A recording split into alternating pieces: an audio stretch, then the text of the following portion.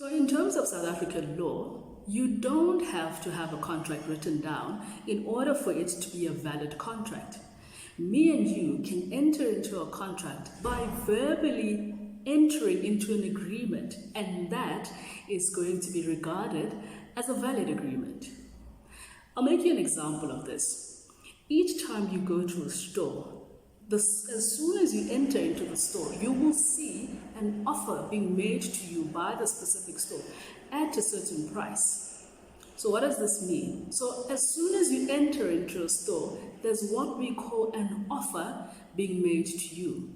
Now, once you choose a product, or whatever it is that you're choosing, and you decide to pay for it, you're actually binding yourself to a contract, and you say, you know what, I'm agreeing to the offer, or I'm accepting the offer, and in turn, I'm willing to pay the requested fee, and that on its own is going to be a contract.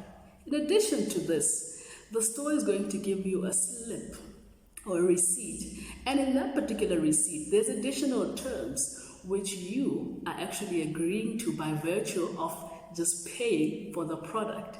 So you see, already we have established a contract between ourselves, although there's nothing written down, although we didn't have to sign a piece of paper. So in South Africa, that is recognized and acceptable. But be that as it may, there are certain contracts which are required in terms of South African law that need to be written down. And I want us to talk about one specific contract in this regard, and that is the contract where you are selling immovable property. Number one, I want us to look at what is required in terms of the law. Why must it be written down? Number two, what must be contained in this particular contract? And the third thing, if you do not comply with the requirement of having this contract written down, or this contract not complying with the actual requirements, what is the implication of this? Or if you've done this in the past, you've sold or you bought a property without signing the proper documentation, what does this mean for you? My name is Yolanda Mnyangeza, and I'm an attorney and a director at Mnyangeza Attorneys. In case you're new here, you're welcome.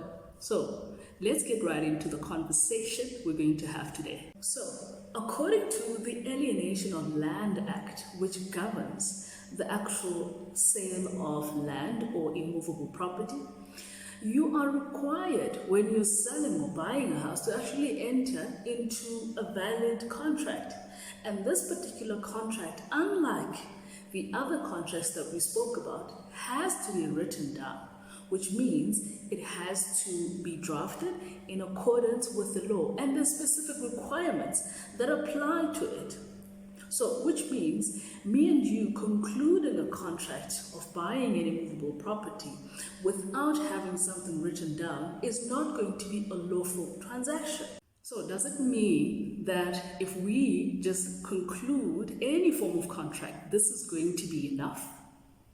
Does it mean that going to the police station to sign an affidavit is going to actually be enough for this particular contract to be valid? Does it mean that I can go to a street committee member and he or she can be able to assist me to sign and draft this contract with the buyer or the seller, and it's going to be enough? Let's see. Now, according to Section 6 of the Alienation of Land Act, it's not only required that this contract be written down, but this contract has to meet certain standards. It has to include certain things. What are these things? Number one, I'll give you just a few, okay? Number one, the name of the buyer and the name of the seller, their actual full names. And number two, where do they reside currently? Their address should be included. And the third thing, is there a bond attached to this property? What is the description of the company that owns this particular, or that this bond is registered under? All of those details need to be included. And number four, what is the purchase price going to be on this bond? Number five, who's going to pay the costs of drafting this particular deed of sale or deed of alienation, which is the contract that needs to be signed? Who's paying for that? I mean, what is the rate of interest in this particular sale? When is occupation going to take place? See, all of these things, or most of these things, have to be included there. Cancellation clauses, how do they work, etc. All of these things have to be included in this particular agreement. I know there's some things that you can overlook, but majority of these things have to be included in this particular contract in order for it to be a valid contract. And so if you sign an affidavit at the police station, do you think that you can include all of these terms by just simply going to the police station and signing an affidavit? Definitely not. Number two, do you think you can be able to draft and sign a proper agreement if you go to a random person who is not familiar with the sale agreements or the actual transfer process or even anything around the legalities of a contract? Definitely not. So I would not advise anybody going to sign an affidavit at the police station, because guaranteed it is not going to meet the standards. And number two, I would not advise anybody going to a random person who knows nothing or is not familiar with the legalities of this particular type of contract, because obviously they're going to miss out on including the most important aspects or requirements in this particular agreement. So what's going to be the consequence now that you've actually found out that you did not have a valid contract, or in actual fact you overlooked this and you never concluded a contract, but you've already paid the seller? Let's look at two particular scenarios. Let's look at when you actually paid the seller and the seller is still alive, and also let's look at the situation when you've paid the seller but the seller has since passed on, or you in actual fact has passed on as the buyer and your children or your beneficiaries are now going to inherit your property. Let's talk about the first scenario. Now, in case you've actually bought property from a seller without concluding a valid contract or without even entering into a contract, the first thing that I would advise you to do is to try and find the seller so that you can get him or her to go with you to an attorney to actually conclude a valid deed of alienation, which is a valid contract for the purposes of selling the property to you. And after that, make sure that they sign the power of attorney as well, to allow the conveyancer, or to give the conveyancer the power to effect the transfer of that property to your name. In the case where the seller is unable or is unwilling to assist you, the only option then is going to be to try and claim your money back from the seller, and hopefully you can get it back, or you can institute action against the seller.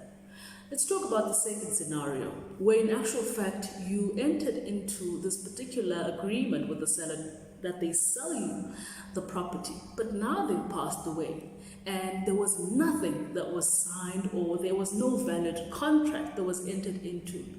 If you remember on our previous video, we talked about what happens when someone passes away and you've actually bought a property and it hasn't yet be transferred. You would note one of the first things that need to happen once someone has passed on who was a seller, the whole transaction has to be cancelled or has to be halted so that the executor can verify the sale, and in addition can give a new instruction to the conveyancer to now effect the transfer, because now this is no longer a matter of a seller selling your property, but now this is a deceased estate selling a property to you, so to speak. And therefore the executor has to give you that authority, or has to give the conveyancer the authority to go ahead with the process, and then it starts. Now, in this particular instance, where you've actually had not concluded a valid contract, or you did not even sign a specific contract, now you need the property to be transferred to your name. Now, the first thing that's needed, or that's going to have to happen, the executor is going to have to take a look at what the situation is. If you've drafted a contract, they need to be certain that this is a valid contract.